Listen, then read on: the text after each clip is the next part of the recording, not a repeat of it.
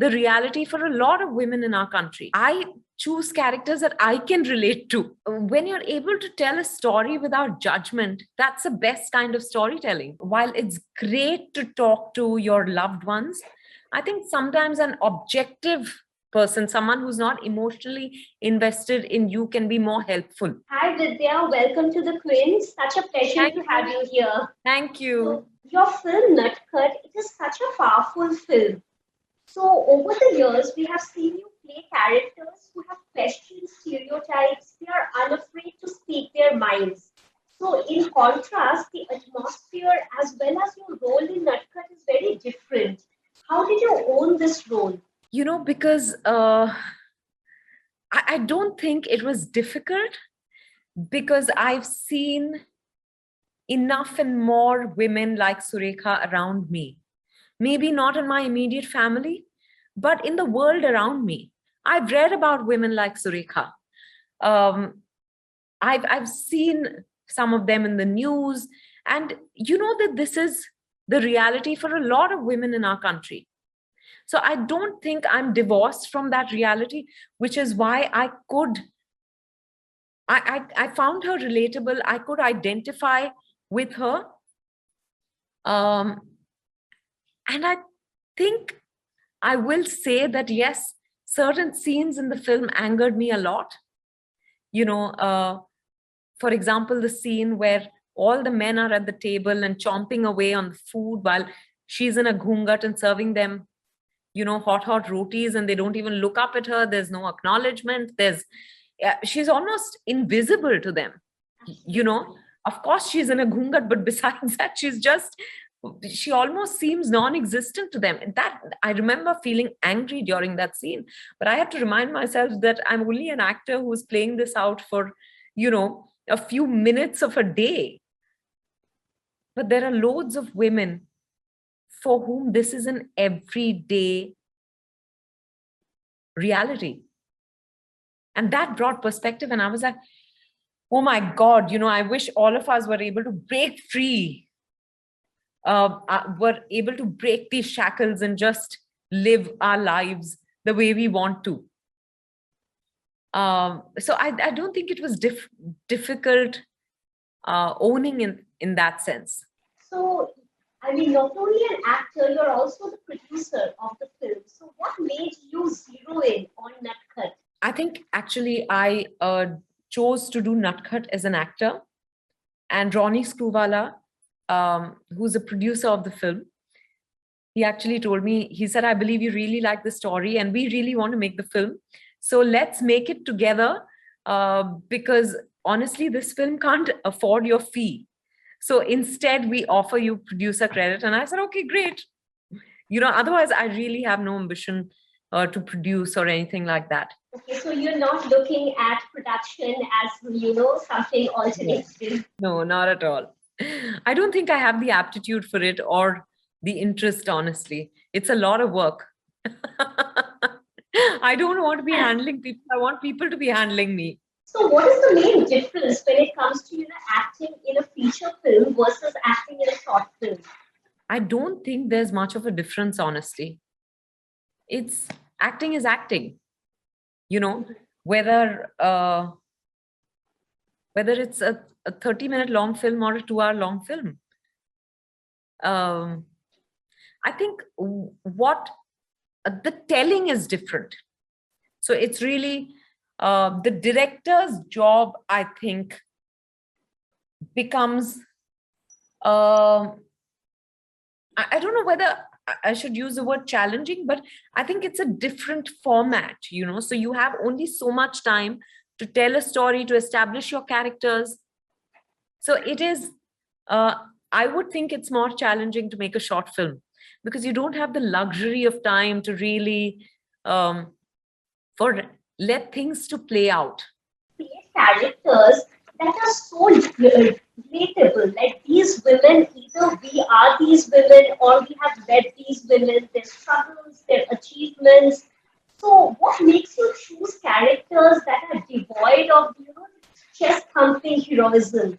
I think I choose characters that I can relate to, which is probably the reason why I get told that, oh, you play very relatable characters. That's because I can relate to them. I can't play a character that I can't relate to. So, and is there a specific role that you would like definitely not do, or you would take up any roles that challenge you as an actor? Yeah, I think I'm just, waiting to play different kinds of roles. I have no set ideas about the kind of roles or stories that I want to tell. I just want to be excited and challenged as an actor at all times. Also, an ongoing debate, that when it comes to portraying flawed characters, it's one thing to show their flaws, and it's another thing to glorify or celebrate the toxic flaws. So, what do you have to say about that? Yeah, I think,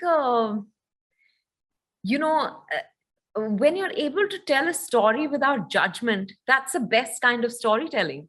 When you're just narrating a story. So I'm saying there is no vilification or glorification. It is what it is. It is what it is. I think I love those kind of stories where you're not setting someone up to be a goddess, or you're not saying that,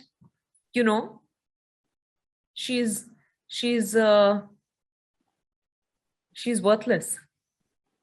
I think that doesn't excite me at all. What excites me is just a narration of a story without judgment. But it's very tough to achieve that. Most times it's, I think people don't manage to achieve that. Because you think it's the gaze, like sometimes No, people it's fall not just the prey. gaze. I think, as human beings, how do you do away with? We're so used to judging everything we encounter, right? People, content, for example, situations. We judge everything. And now I think more than ever, the world has become a very judgmental place post social media. You feel like it's your birthright to judge everything. I think you don't absorb anything, you're only judging. But on social media also, I mean, you have spoken about this before even.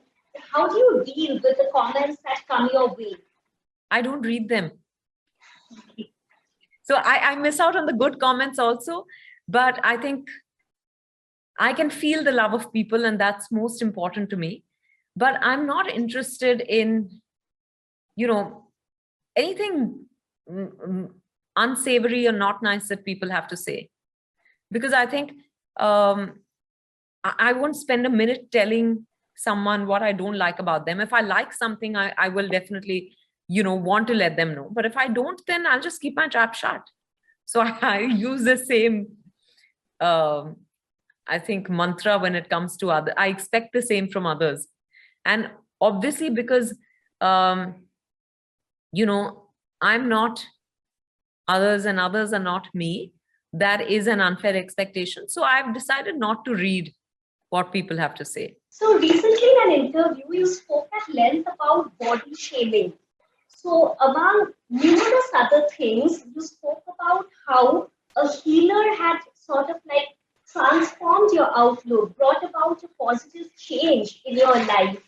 So, at a time when youngsters are struggling with these distorted notions of perfection and enough stress isn't being given to mental health, what would you say about the necessity of seeking professional help?